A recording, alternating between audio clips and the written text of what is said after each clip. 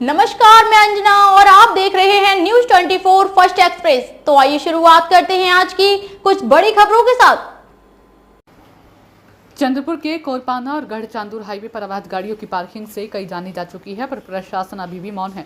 प्रशासन in parking को रोकने में क्यों असफल हो रही है, इसकी शिकायत सचिन भैयार ने चंद्रपुर जिला अधीक्षक को की है। अभी तक बीते कुछ दिनों में सड़क दुर्घटना में 8 लोगों की जान जा चुकी है और कई घायल हुए, मगर इसके बारे में प्रशासन ध्यान नहीं दे तो सचिन भैयार ने आंदोलन की चेतावनी दी है। साथ ही रक्षाबंधन के शुभ अवसर पर मनसे की महिलाएं सुदर्शन मुकम्मा को राखी बांधकर शुभकामनाएं दी। चंद्रपुर से संवाददाता संजय तिवारी की रिपोर्ट। आज रक्षाबंधनाचे औचित्य साधत महाराष्ट्र नवनिर्माण सेना चंद्रपूरच्या वतीने माननीय पोलीस अधीक्षक साहेब यांना रस्त्यावर होणाऱ्या जड वाहनाच्या अवैध पार्किंग संदर्भात निवेदन देण्यात आले आहे। या अवैध पार्किंगमुळे अनेक लोकांचे अपघात होऊन जीव गमावावे लागले आहे।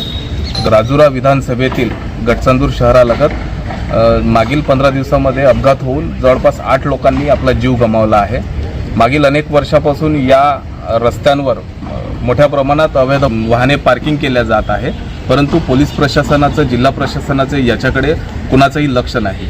या अवैध पार्किंग संदर्भात मोठ्या प्रमाणात नागरिकांमध्ये रोष आहे आणि कुठलाही विभाग या अवैध पार्किंगवर कारवाई करत नाही। त्याकरिता आज महाराष्ट्र नवनिर्माण सेनेतर्फे निवेदन रक्षाबंधनाच्या औचित्य साधत निवेदन दिले व येणाऱ्या काळात या वाहनांवर कारवाई करा व ही अवैध पार्किंग हटवा या संदर्भाची मागणी आम्ही केली आहे।